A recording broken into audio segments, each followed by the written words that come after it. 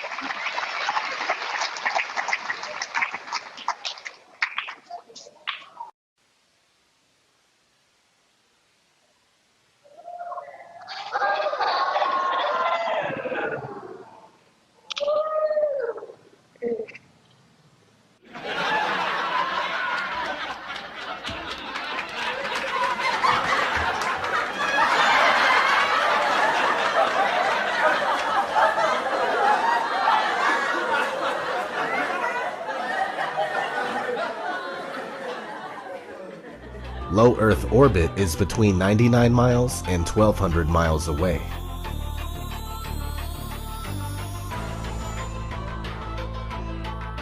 The moon is claimed to be 238,000 miles away. That's a big difference. This is the spacecraft that's going to take humans to explore the solar system. It's the next big step for NASA in exploration. Called the Orion Multipurpose Crew Vehicle, or MPCV, this next-generation spacecraft will enable America to explore beyond low Earth orbit. The plan that NASA has is to build a rocket called SLS, which is a heavy lift rocket. It's something that is much bigger than what we have today, and it will be able to launch the Orion capsule with humans on board, as well as landers or other components to destinations beyond Earth orbit. Right now, we only can fly in Earth orbit. That's the farthest that we can go. Right now, we only can fly in Earth orbit. That's the farthest that we can go. And this new system that we're building is going to allow us to go beyond and hopefully take humans into the solar system to explore. So the moon, Mars, asteroids, there's a lot of destinations that we could go to, and we're building these building block components in order to allow us to do that eventually. The moon, Mars, the moon. Kinds of technologies that we're testing out on Space Station are definitely helping us with our goals of going beyond low Earth orbit. A set of crewed flights will test and prove the systems required for exploration beyond low Earth orbit.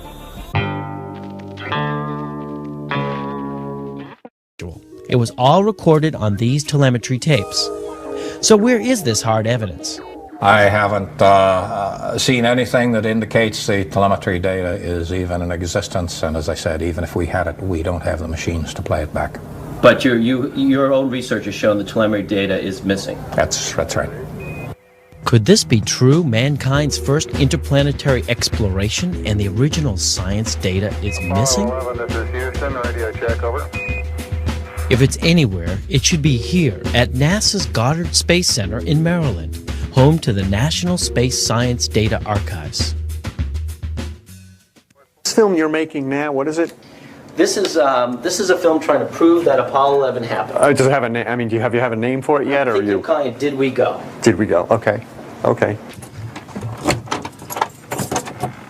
Doesn't have it either. The Smithsonian doesn't have it. Johnson doesn't have it. Right. We've been unable to track it down. I mean, we don't know where this telemetry data ended up, and we don't know what path it may have taken. So, unfortunately, I'm afraid I can't really give you much of a clue as to where this data ended up and whether it still exists or not.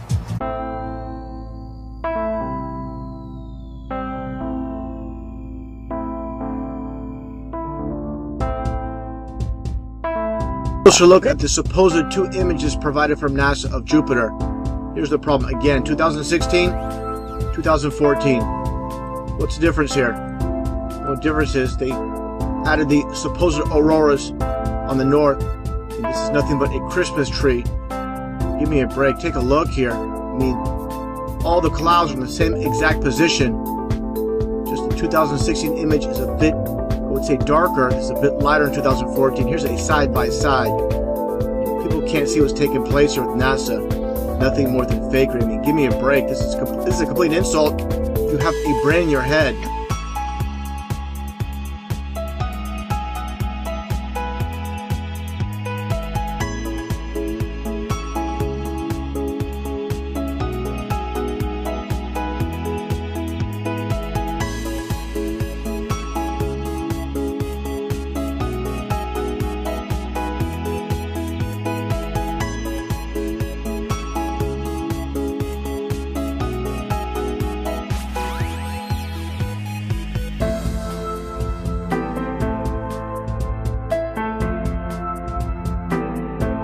So I keep digging a little bit deeper, and I finally get underneath this cloud cover here, and a few images pop up. And I say, oh, images, what are they? Oh, this is what you got, which I'm sure that looks familiar to you, right? Looks just like the pictures they give us of Mars. So I'm just kind of creeping around here and definitely noticing the same kind of undulation changes and same kind of rock, same kind of dirt. The only thing that's missing is that nice little red tint that they pay somebody $150,000 a year to put on there, right? Whose orange Hummer is this? Okay, that looks like a NASA symbol. Well, let's dig a little further because I can't really see anything on here other than it certainly looks like a NASA symbol. And I can't read that. Tried. Cameras set up, tents, ATVs, food. I've been there a while. It's not a one-day trip. Antennas set up out in the middle of nowhere in Greenland. Another ATV, a leveler equipment. So I'll keep kind of going through here and see if it. What the?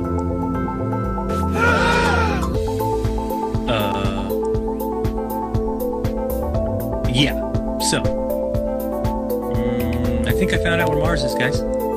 It's just about 1,000 miles north of me. Not quite the distance that NASA says, but I can't find anybody who's in charge of this. They must be hiding behind these rocks. Oh no, there they are out in front of everybody, standing there. Lovely. Cloud number 1, cloud number 2, cloud number 3. This thing's just driving around taking pictures.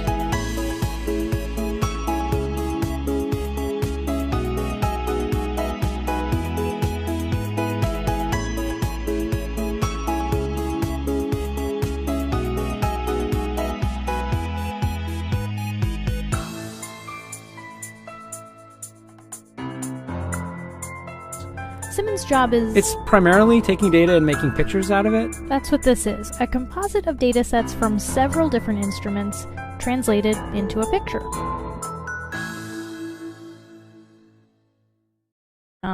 It is photoshopped, but it's has to be.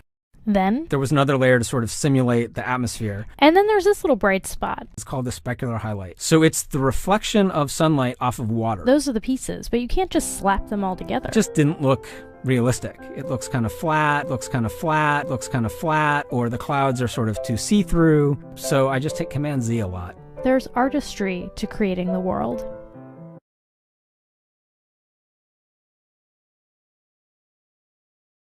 English in reading too much, but I've since grown out of that and I enjoy reading now. And I played a lot of sports. And all of that happened in a little town called York, Maine, across the United States from where we're talking to you right now. Across the United States from where we're talking to you right now. Across the United States from where we're talking to you right now.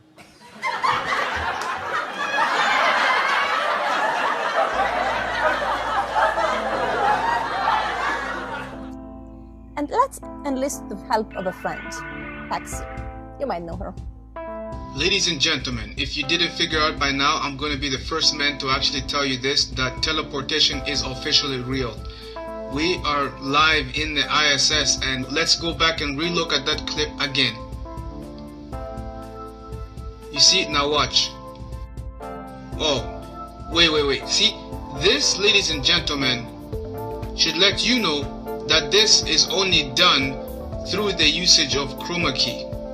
This is chroma key technology. This is green screen or blue screen technology. That's what is being utilized here. This is simply virtual reality that is actually being fed to you, and you're taking this virtual reality, making it the reality.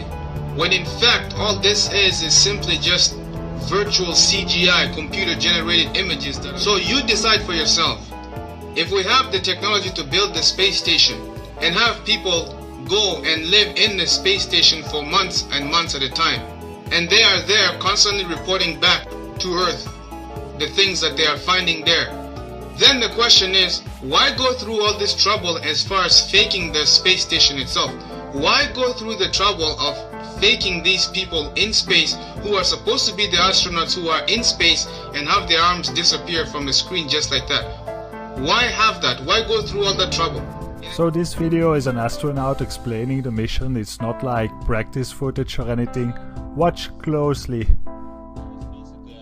Our Dan sat in the pilot seat during this operation, sort of monitoring the motion of the vehicle, making sure that it was steady and that there were very few vibrations of any sort. Here's a picture of the INSAT actually being deployed from the spacecraft. You can see that the deploy went very smoothly. At the moment of... Did you see it? In the background? There was a guy in the background, man. I'm not kidding you. You can't deny that that's someone in the background. There's a guy moving in the background. Here, watch it again. Watch it closely. I looked up, or I tried to look up the size of this rocket. I found this picture. You can see it's massive. So if that rocket is in space and if there's a guy in the background in that footage, that means that there are like giants, like insane big giants floating around in space looking at NASA. That's probably why they don't dare to go back to the moon and why they hide so much stuff. Space is full of giants. An explosion. Velocity 2,900 feet per second, altitude 9 nautical miles, downrange distance 7 nautical miles. This is not standard. This is not something that is planned, of course. I can see a solid rocket booster has broken away from Shuttle Challenger. That's what you're looking at in the middle of your screen. I cannot see the shuttle itself. In 1986, the Shuttle Challenger exploded about 74 seconds after takeoff, killing all 7 astronauts inside. Or did it? It turns out that 6 of the 7 are still alive and kicking today. Ellison Onizuka claims to be his identical twin brother, Claude. Yeah, I've got an identical twin brother, Claude, too. The Challenger pilot, Mickey Smith, hasn't even bothered changing his name. He's now Professor Michael J. Smith of University of Wisconsin. Now, Krista McAuliffe was a bit of a sneaky one. She was the Challenger payload specialist, quite famous for being a teacher. It turns out during her astronaut days she was using her middle name, Krista, and now she goes by her first name, Sharon, and she's a Syracuse law professor. The Challenger commander, Francis Richard Scobie, is now Dick Scobie, which sounds like a rather unpleasant disease, CEO of Cows in Trees Limited. Judith Resnick, the Challenger mission specialist, again hasn't even bothered changing her name. She's a professor at Yale Law. And finally, Ronald McNair, another Challenger mission specialist, claims to be his identical twin brother, Carl McNair.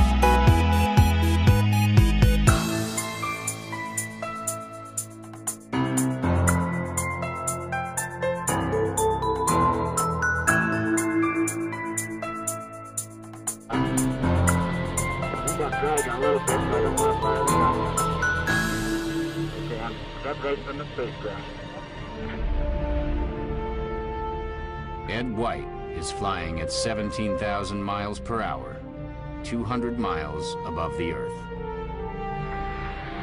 Okay, I'm out. If the spacesuit fails, the difference in pressure will kill him instantly.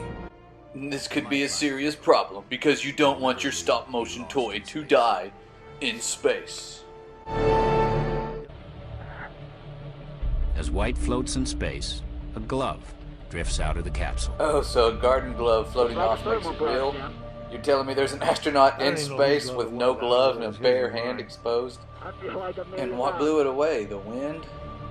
Today, those pictures are a classic. They're still overpowering today to realize, number one, it's been done, and that we did it. It blew me away. How easy it was to deceive everyone. It was quite easy, actually. We all know NASA uses wires, and sometimes we'll catch them like this here. The guy pulled on his wire. However, some days when you're filming live, things just don't work out, and it becomes so blatantly obvious, it's ridiculous. So, in this clip, they're talking, live feed, and we have a astronaut go by us in the background, obviously trying to give it a more realistic, spacey, station busy effect. The only problem is the camera that was supposed to mask this harness out, or the video feed, is not working. And so we see the guy come flying along in a harness on his wires. Pretty amazing. But that's not all that goes wrong here.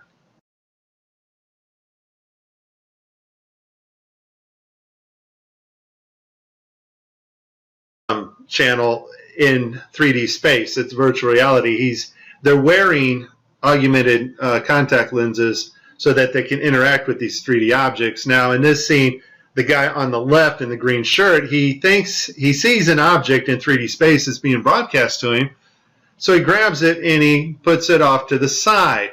He's looking straight ahead because he's looking at an object rotating in front of him, but the video channel is down that is supposed to show the viewers what we're supposed to see, and so we don't actually get to see the object that he is seeing. And I would just sum this up as a very terrible, bad, horrible day for NASA doing live feeds. As much fun as this was, there is a time coming when you and I will not be able to tell the difference.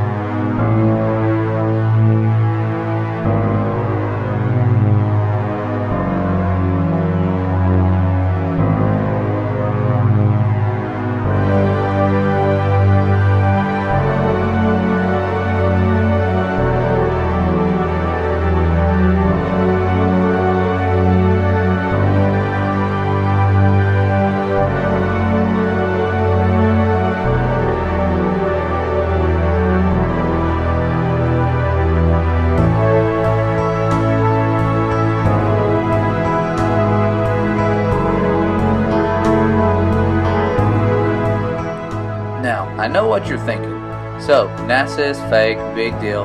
How does this affect me? Blah, blah, blah. Or you're thinking, no, there's no way my heroes could be lying to me. There's no way that this whole world is in on this big scam. This is just too much. And that's what I would have thought too. But here is what they are hiding and why NASA formed in the first place. Pay attention. Admiral Byrd, you've been to both the North Pole and the South Pole. Is there any unexplored land left on this Earth that might appeal to adventurous young Americans? Yes, there is. And not up around the North Pole, because it's getting crowded up there now, because they find out it's really usable, not only to live in, but militarily.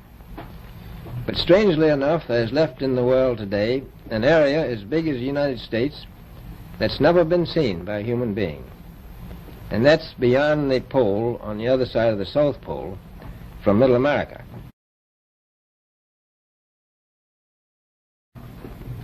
And I think it's quite astonishing that there should be an area as big as that unexplored. That's a tremendous So challenge. there's a lot of adventure left down at the bottom of the world. A number of expeditions that will follow, I think, year after year, at the bottom of the world, because the government has really become interested.